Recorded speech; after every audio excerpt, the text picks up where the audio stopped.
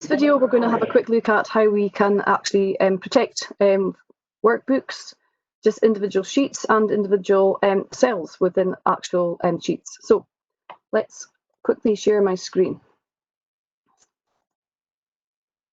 Okay, in this particular file, what I want to have a look at first of all is I've actually used a technique called freeze panes, which allows me to make data in one column, in this instance column A static, and also column headings, which means that when the spreadsheet starts to get rather large, okay, as I move across the columns, okay, you can see there that column A is static, so I can always see if I'm typing in particular expenses, I know that I'm in the admin, the warehouse, the marketing, etc. I'm in the correct row, okay, and similarly as I move down, okay, you can see that I always know I'm in October, November or December, etc.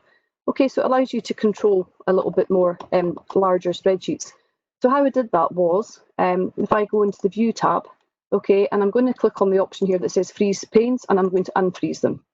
So basically, the easiest way to kind of remember it is, I want to freeze column A and also row 3. Okay, so I'm going to click into the cell, okay, next to the column that I want to freeze and underneath the row. Okay, so it's to the right of the column that you want to freeze and the next row down. Okay, so that would be B4. Okay, because I want to freeze column A and row 3. So I click into B4.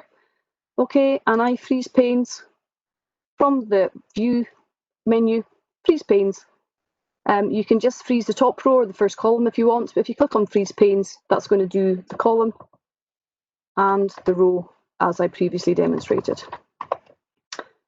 Okay, so moving on.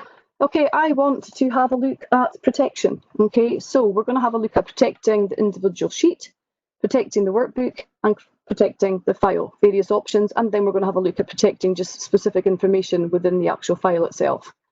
Okay, so if I went to File, okay, Information, there's an option here to protect the workbook. Okay, so I can protect the workbook and encrypt it with a password. Okay, so I'm going to go back. Okay, I'm not going to do that. I also want to get to the Review tab. Okay, the Review tab allows me to protect an individual sheet. Okay, so this particular workbook doesn't have only has one sheet. Okay, so it's not a very good example.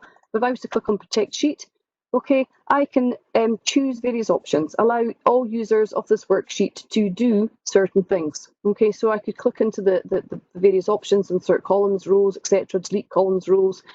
Okay, what am I allowing people to do? I can password protect the sheet. Okay, so I may be able to open up the file, okay, but I have restricted access to certain sheets. Okay, you just type it in, click OK. Okay, there's also protect the workbook from here as well. So again, I can put in a password, okay, from here also. Okay, so I can password protect the whole workbook. Okay, so people wouldn't get access to any of the sheets within it unless they actually knew the password. Okay, be careful with the passwords, okay, because if you forget the password, then you may be excluding yourself from accessing the file. Okay, so what we can also do is protect certain elements of the spreadsheet.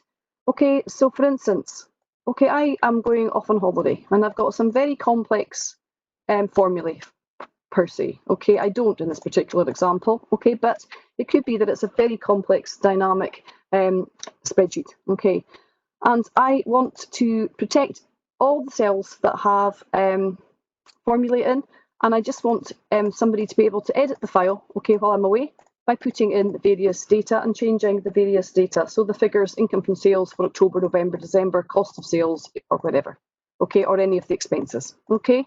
So what I might want to do then, okay, I want to select those cells that I don't want to protect, okay. So there's various ways of doing this, and this is the way I do it. Okay, so I don't have a formula in these two. In fact, the heading would go as well. Okay, so I'm going to select the cells that I don't want to protect. Okay, so I make my first selection, then I hold my control key down. Okay, so these are the ones that don't have formulae within them. Okay, I'm then going to, Okay, I can't get to my menu options at the moment. I want to go into format. Okay, so home tab, get into it now. Format, the number, okay. The very last sheet tab is protection. So when I click on the tab, I get to protection. I'm going to take the tick out of locked. Okay, so locked and hidden don't have any ticks within the boxes. Click on OK. Then I'm going to go to review, protect the sheet. And again, I'm going to take the tick out of select locked cells. Okay, I can put in a password if I want, I'm not going to. So as long as I have taken the tick out of locked cells, click OK. Now see what happens. Okay, so anything that I selected, okay, I can click into, so I can edit these cells.